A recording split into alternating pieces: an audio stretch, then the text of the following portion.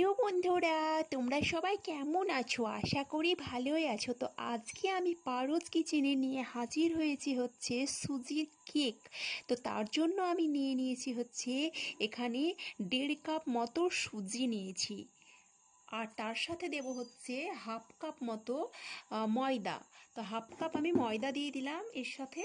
এটাকে আমি ভালোভাবে ব্লেন্ড করে নেব। এখানে কোকোনাট মালাই ইউজ করছি, ঠিক আছে? যে আমি সুজি দিয়েছি 1.5 কাপ আর দিয়েছি 1 কাপ ময়দা, তার উপর থেকে আমি এইটুকু করে মালাই দিয়েছি। এই মালাইটা আমার ফ্রিজ করা ছিল। তো মালাইটা দিয়ে এবার আমি ব্লেন্ড করে নেব এটাকে। আমি যে কোকোনাট মালাইটা দিয়েছিলাম সেটা 1 কাপ মতো মালাই ছিল, আর দিয়েছি হচ্ছে 1 কাপ ময়দা, আর দিয়েছি হচ্ছে 1.5 কাপ মতো সুজি দিয়েছি। নিয়ে আমি এটাকে ব্লেন্ড করে নিয়েছি। এরপর আমি দেব হচ্ছে 1 কাপ মতো সুগার পাউডার।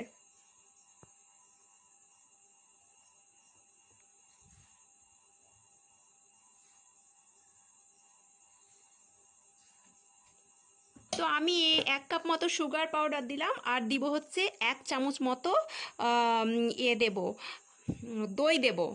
নিয়ে এইটাকে আমি ঠিক এবার চামচের সাহায্যে এভাবে করে মিশ্রণটাকে ভালোভাবে মিশিয়ে নিব। মানে এই যে আমি উপকরণগুলো আবার দিলাম শুকনো, সেটাকে আমি একবার করে এইভাবে করে নেব সুন্দরভাবে, ভালোভাবে, যাতে এর সাথে মিক্স হয়ে যায়, সেটাই আমি করছি।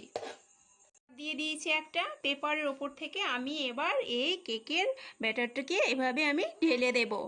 তা আমি ভিতর থেকে ঠিক এইভাবে করে একবার ঝাঁকিয়ে নিলাম, যাতে করে পুরো মিশ্রণটা ঠিক জায়গায় থাকে। বেক করতে যাচ্ছি। দেখো, কেকটা আমার অনেকটা হয়ে এসেছে। এখনও মিনিট 5 মিনিট এখনও টাইম লাগবে। তারপর আমি কেকটাকে নিয়ে যাব।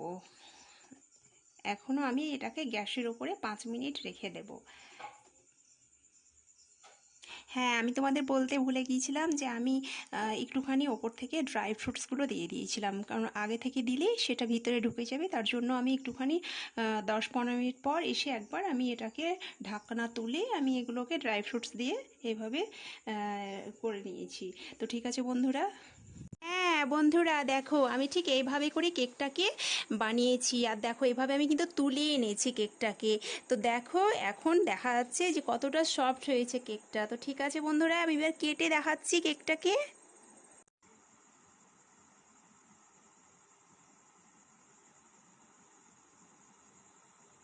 বন্ধুরা দেখো, আমি ঠিক একটা পিস এইভাবে কেটে নিয়েছি। আর দেখো পিসটা কতটা সফট হয়েছে, তোমরা দেখে বুঝতে পারছো।